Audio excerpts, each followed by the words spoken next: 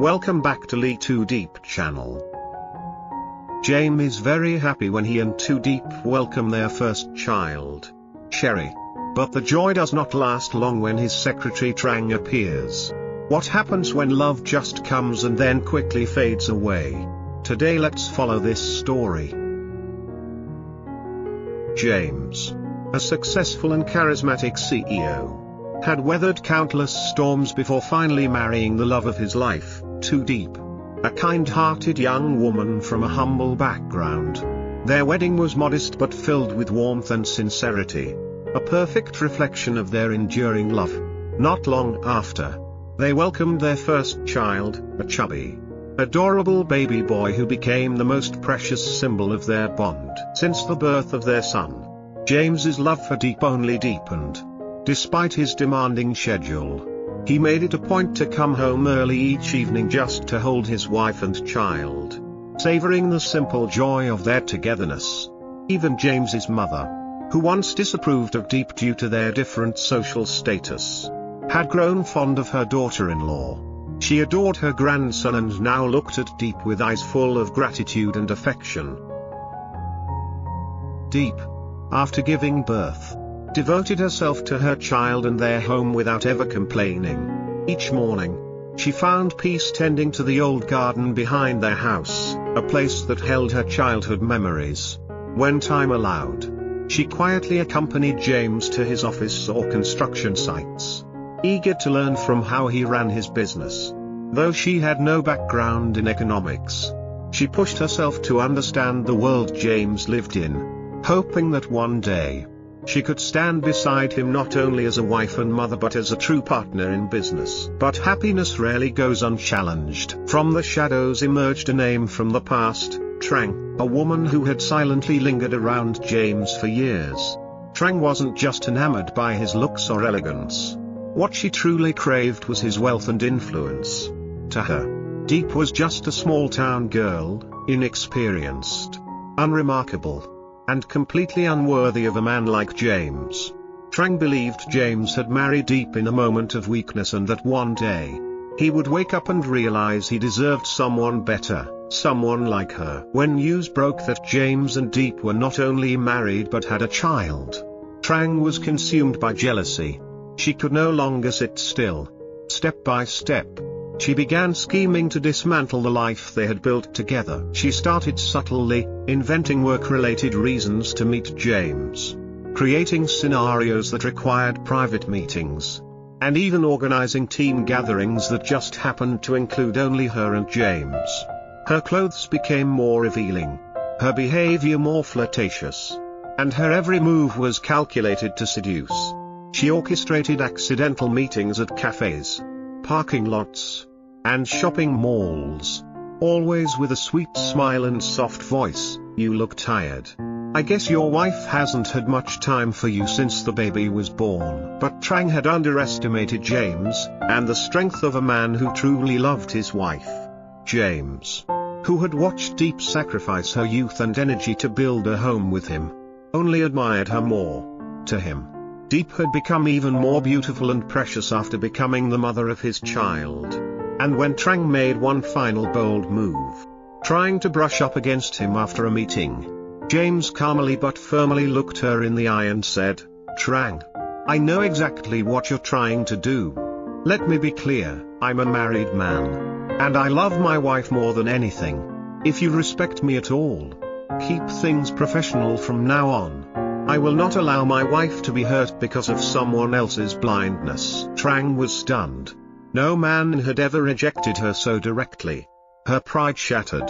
From that moment, her eyes turned cold, her intentions darker. She realized that seduction wouldn't be enough. If she wanted to tear them apart, she needed to strike at the root, the family. She recruited her mother, an old friend of James's mother, to subtly sow seeds of doubt. One afternoon, in what seemed like a friendly visit, Trang's mother began casually undermining Diep. She remarked on Diep's plain background, her tired appearance after childbirth, her lack of business acumen. Then she made a sly suggestion: if James had married someone like Trang, someone accomplished and elegant, Wouldn't his life be easier? But James's mother, who now loved Diep like her own daughter, did not falter. She gently set her teacup down, looked her old friend square in the eye, and said, "Diep may not come from wealth, but she has something I value more, a sincere heart, and deep love for my son. She is the only daughter-in-law I recognize, and I will protect her with all that I have." Trang's plan had failed yet again. But she was not done. She waited until one quiet afternoon, when Diep was alone in the garden. Appearing unexpectedly, she approached with a soft voice but cold, calculating eyes. "I'm not here to cause trouble," she began. "I just think you deserve to know the truth." Then, like venom, she poured out her lies. She claimed that during a recent business trip, she and James had spent an intimate night together. That James was tired, distant, no longer in love. That he stayed only out of duty, not desire. "If you really love him," she whispered, "let him go. Let him live with the one he truly loves, me." Diep froze. Her world tilted. She couldn't breathe, couldn't speak. Her hands trembled as Trang's words echoed in her mind. She quietly returned home, handed her baby to her mother-in-law with the excuse that she needed some rest, and left without another word. She walked alone, back to the small house she had lived in before meeting James, the place that once gave her peace. There, surrounded by the silence of her past, she collapsed. Her tears fell uncontrollably. Everything she had believed in, the love, the trust, the future, felt like it was crumbling. Had everything been a lie? When James returned home and found her gone, panic set in. His heart twisted with dread. He searched everywhere, the familiar streets, the garden, the bakery she once loved. Finally, guided by instinct, he arrived at her old home.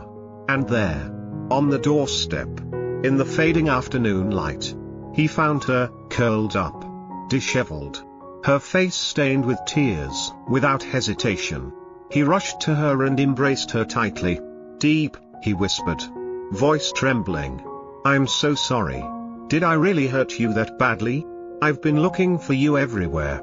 I was so afraid of losing you." Diep wept in his arms, her voice shaking. "Why, James?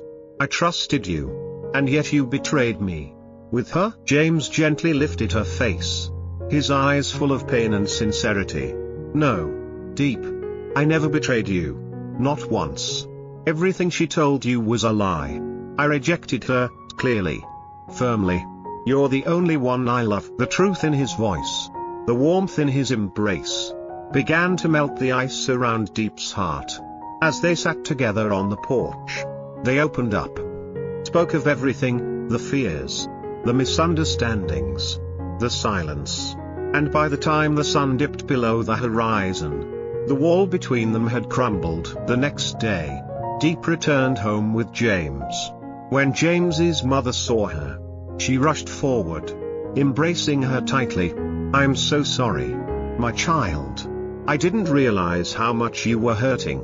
From now on, I'll stay home and care for the baby. You should go to work with James, be by his side always, so no one can ever come between you again." For the first time, Diep truly felt accepted, not just as a wife or a mother, but as a daughter, as family. Love had returned, stronger than before. But from afar, Trang watched, her heart burning with rage. Her plans, her lies, her efforts, all destroyed by a love she could never have.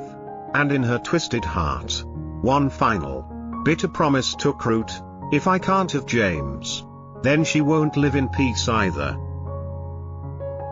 The storm had calmed for now, but darker days may still lie ahead. The battle between love and hatred has only just begun.